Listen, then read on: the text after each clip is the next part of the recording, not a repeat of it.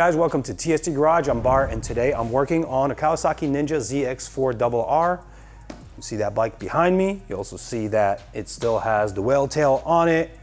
If you guys are here, chances are you are trying to ditch this whale tail and go with a kit that accents the beautiful body lines of the tail of this bike. In front of me, there are 3 such kits. They are all based in the TST Industries Undertail Closeout. Our closeouts are made to fill the hole left behind by the removal of the fender and provide a mounting surface for our high mount fender eliminators. There's a third version that we offer where this kit just stuffs the hole left behind by the fender, and the license plate bracket is attached low here, preserving the body lines in the rear and mounting your license plate in this location. That is really your choice to make. In some jurisdictions, that is an illegal location to fit your license plate, but ultimately, we live in a free country, so the choice is yours. You will make that choice for yourself. All right, let's run through these parts real quick, brief on how they build into kits, and then we'll get on the bike and we'll perform the installation. Like I mentioned before, you have your closeout kit. This is available as a closeout kit by itself. So if you're going to the track and you don't require any means of mounting a license plate, you could just purchase this chunk, stuff that hole left behind by the fender, and now you have a nice smooth undertail and everything's good to go. If you require one of the license plate brackets that we offer, we have 2 that mount in the rear location. This is Elite 1 standard. It mounts to these holes in the closeout with this hardware. This entire chunk mounts to the bike with this hardware and provides you a place to mount your license plate right under the taillight. This bracket is made of stainless steel. It's laser cut on a CNC machine. It's powder coated black for a nice durable finish. Now our flagship is the Elite 1 adjustable fender eliminator. You can see here it is a billet aluminum construction, CNC machined, brushed finish, black anodized. It looks very sharp, and it also gives you added functionality. When you loosen these screws here, that unlocks the hinge element and it enables you to set the license plate hanging angle that you prefer. That's why we call it the adjustable. It does come to you in a bag of parts. I will later show you how to build it into this form before we mount it to the closeout using this hardware, and then mount the entire chunk to the bike using this hardware. Now, this video just guides you through the installation of the fender eliminator. And then if you require a license plate light, which most people do, we do sell our low profile license plate light that couples with any of these systems. That has a separate video showing you how to perform the installation and wiring. We may touch on some nuances in this video so that you guys are armed with the appropriate tips on how to route your stuff. But just know, this is a separate component, has a separate video. If you require it, please drop it in your cart in addition to these parts because they are not coupled up as a set. All right, I'm pretty much done yapping here. I'm excited to get on the bike and show you the installation. Let's go. The first set of steps will involve removing the license plate off the bike. We will keep the original hardware that is keeping our license plate on. We'll also remove the passenger seat and the driver's seat. Now I want to touch upon this one thing before we move any further. You notice that I didn't talk about signaling equipment in our fender elimination intro. This is because we sell all of our components as separate components. So here you see our integrated taillight. It has the signals already built in. We have a separate video showing you how to install that component. We will also have a video showing you the different pod signal options that we sell here at TST Industries, and also how to fit them on the components that we'll be installing in this video. That will be a separate video that you can find on our website, tstindustries.com, or on our YouTube channel. Let's proceed with the steps.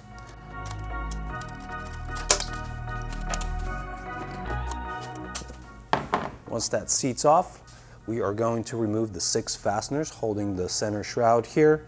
They are simple to remove. You press the center in, withdraw them, and I like to reset them to original configuration, ready for reinsertion.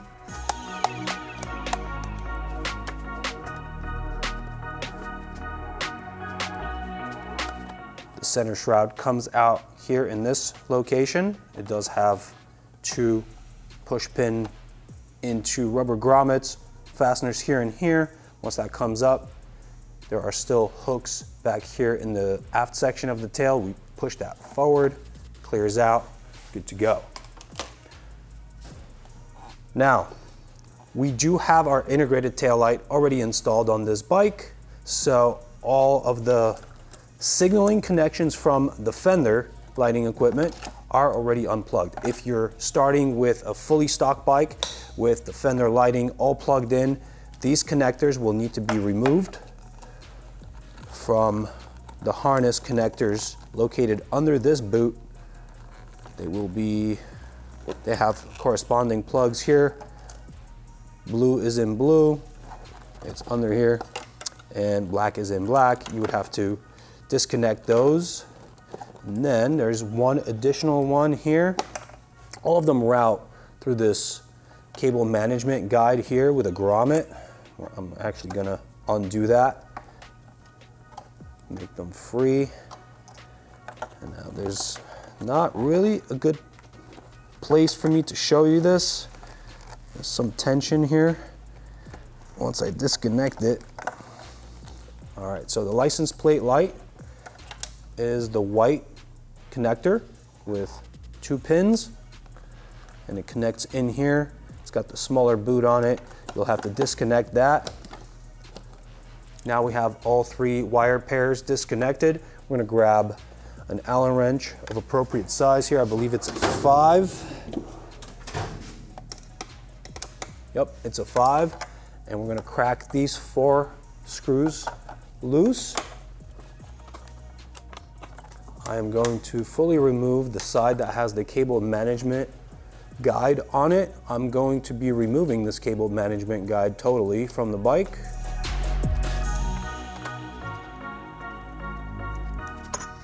Once we get down to only 2 screws here, it becomes kind of floppy on the bottom, so I'm gonna support my fender from the bottom so it doesn't work the undertail too much. As I get down to the last screw here, this one will probably require a couple of wiggles along its way out.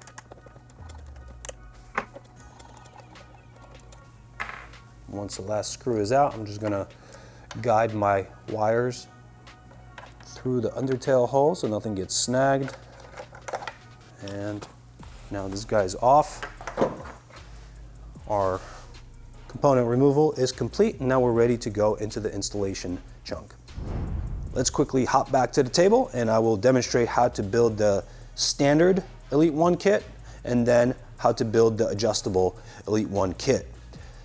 These sets install onto the bike exactly the same once they are pre-assembled into a chunk. So once we get to the bike assembly, I'm just gonna take the second one that I configure for you guys here on video, and we will make that installation there. Just know whether you've chosen this one or this one, that portion of the assembly will be exactly the same. So let's focus on the simpler one first.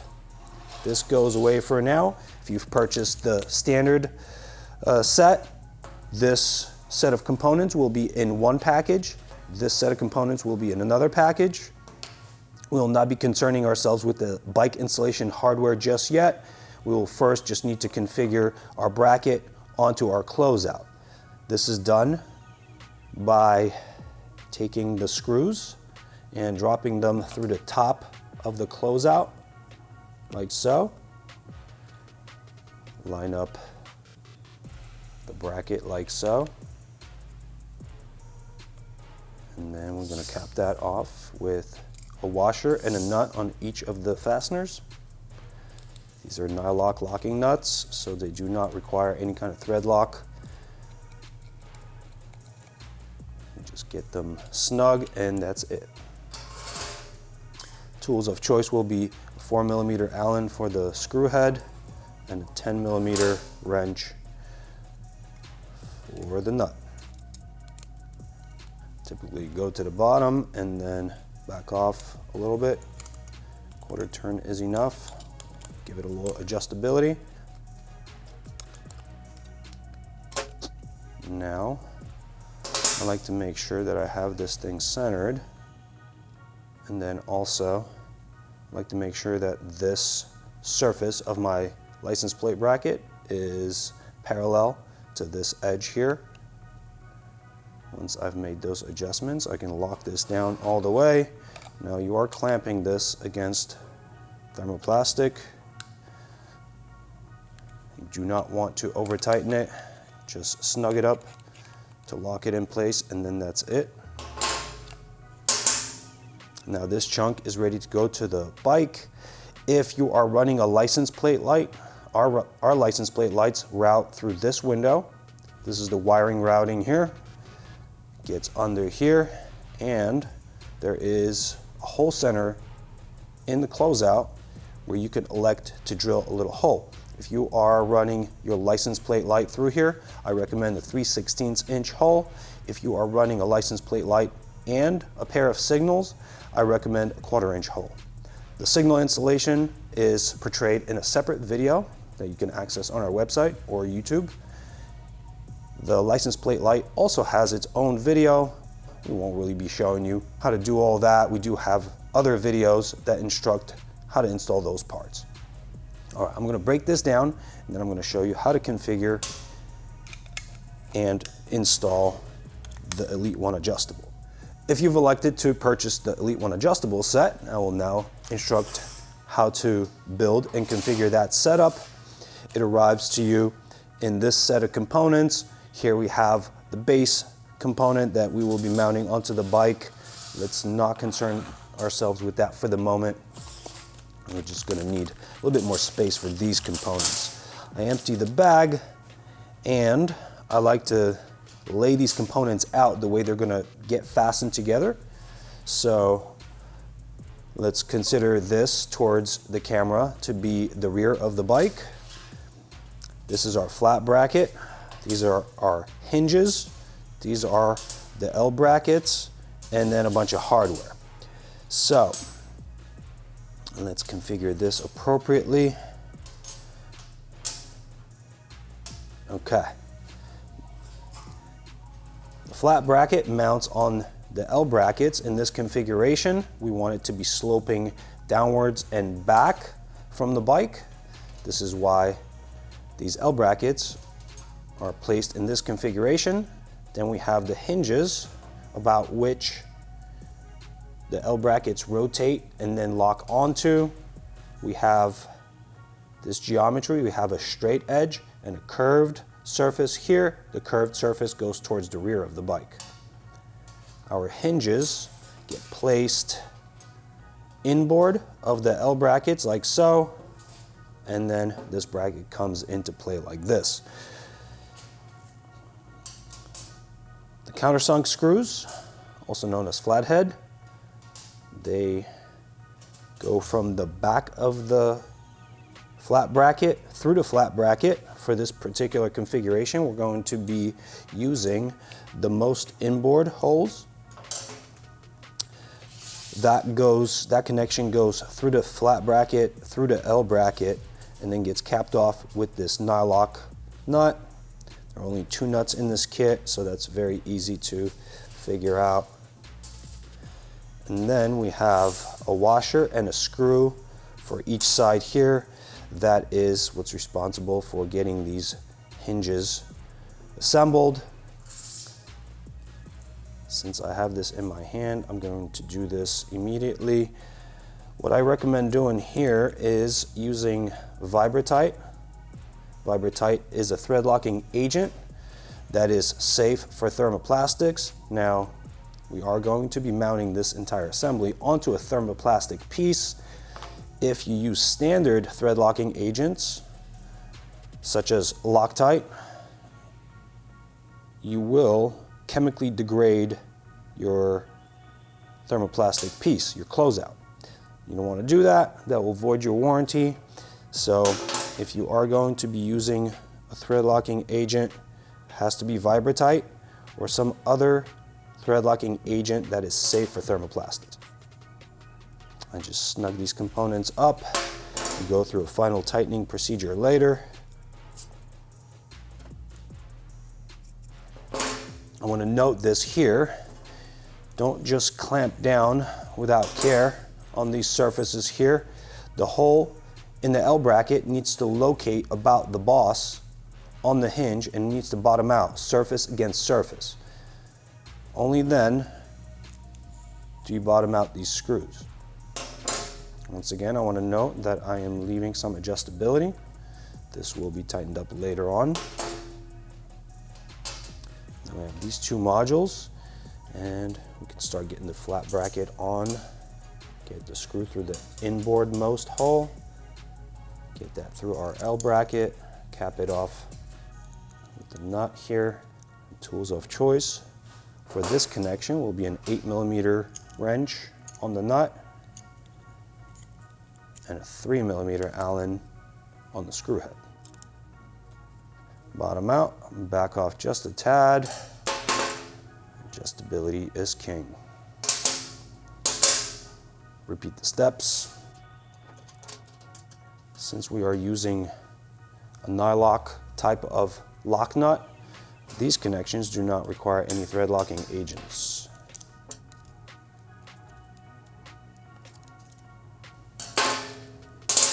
Okay, so we have configured this setup here. We do still have some adjustability in this system. So now we can grab our closeout and the two screws that came in this kit that permit the mounting of the Fender Eliminator set to the closeout. I'm going to drop our screws through the top of the closeout with the thread portions protruding out of the bottom, the cosmetic surface that is textured. Once again, Vibra-Tight.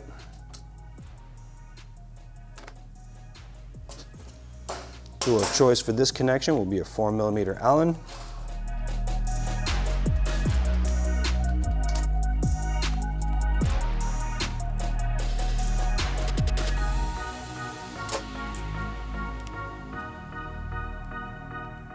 Now I have these guys pretty snug. Back off just a little bit. Flip it over. And then I'm going to make sure that these brackets are spaced out quite a bit more and that these hinges are parallel to each other and also the center plane of our closeout and therefore bike. Grab a 10mm open-ended wrench, hold my hinge at the configuration where it is parallel to the other and the center plane. And now I'm going to lock this down all the way. You are locking down an aluminum piece against thermoplastic injection molded components. Do not over tighten this. All right, it's looking good. We have hinge action. Just going to tighten down on this a little bit so we don't have too much slop while we're installing it on the bike. The final adjustment will be with the license plate on the bike itself, because that's when we get to make our choice of what looks good and is practical on the bike. One last adjustment here could be the side-to-side movement of the flat bracket, but in this configuration here we do not really have too much movement to be made, so it's pretty much dead on for me. I'm just going to tighten down on these connections real quick. Now we have this chunk built and ready to go on the bike. As I mentioned in the previous flow, for the standard version, we do have a center hole here, a center mark for drilling a hole for wiring. If you're running a license plate light, it's going to be a 3/16 inch hole. If you're running more equipment like signaling, it's going to be slightly larger. For our purposes, we are going to be running a license plate light. So I've prepped my drill with a 3/16 inch bit. I will drill this through now. I'm going to use eye protection, and then I'm not going to place any body parts under where the drill bit penetrates. Very simple. Put the drill bit in the center of the center mark and slowly allow the bit to eat through.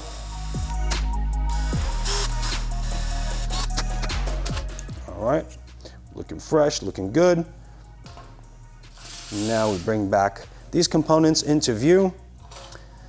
This chunk goes through the void left behind by the fender, and it locates into the mounting bosses with these protruding bosses. From the top, we're going to drop on a black large spacer, a washer, and then a screw. This happens for each one of these.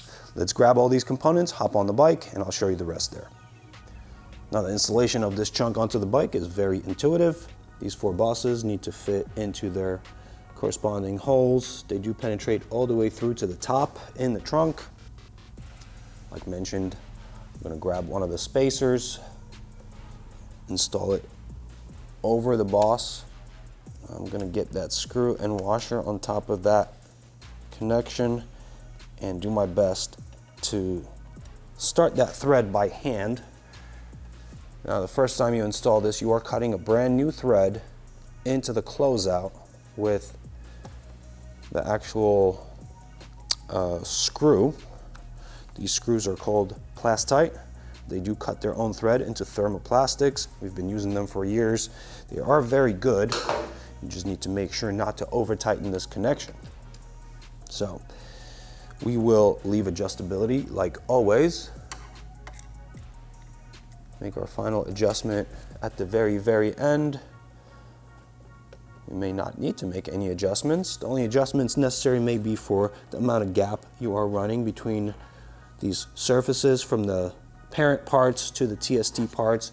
If you want to be very precise, you can adjust those gaps and make sure that they are even all around.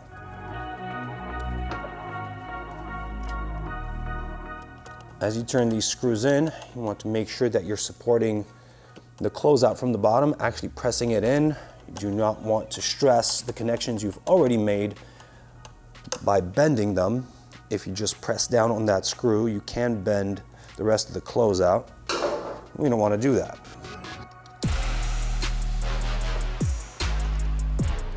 All right, everything's snug, but I still have a little bit of adjustability. Make sure that my gaps are even all around. Hold it in place, and then go ahead and progressively tighten all these 4 screws. How do my gaps look? Everything looks good. I have everything tight. This is good to go. If you are running a license plate light, our license plate light will route through the top of the flat bracket here, and then license plate light itself will sit right here. The wire for the license plate light goes through that hole we made, and then you would connect this license plate light to your harness via the instructions in the license plate light video. We do have a specific video for that, so I will not be making any of these redundant steps. Now we grab the license plate itself, get that mounted on here. License plate light goes against the license plate bracket and then gets sandwiched like so. You can choose to use this self-adhesive strip on the license plate light to adhere it to your license plate. I typically do not. I just use the clamping force. I've been successful with that. Okay, I have this soft mounted for now because I'm experiencing a little bit of tension here. I'm going to unlock the hinge, drop it low, center my license plate, get it where I like it to be, make sure that it's pleasing visually, make sure that my license plate light is dead center as well. I'm going to tighten down on the license plate bolts. Okay, now using a 4mm Allen, I'm going to unlock my hinge, perform the adjustment for angle. Obviously, the practical angle is somewhere in this range. If you go vertical, chances are under a very big bump condition, you may hit your license plate, so you don't want to do that. Kind of like mine right about here, without contact of the license plate light against the undertail. I'm going to hold this whole assembly. Do not want to just brute force turn it because you will torque the actual closeout. So you do want to hold this against the rotation and then lock down on those 4mm Allen screw heads. That's done. The rest of the steps for this installation are the reverse order of disassembly. If you are mounting signal lamps, you would do that now at this point and then route them inside before you close up the top. If you're doing an integrated taillight like we have on this bike, that already comes with signals in there, so you may be able to leave just that. If you want an integrated taillight and external signals, we do have Y splitters that enable plug and play connection of all that equipment to your bike. No big deal. I'm just gonna breeze through the reverse order of disassembly, button this thing up, and then I'll show you what it looks like finished.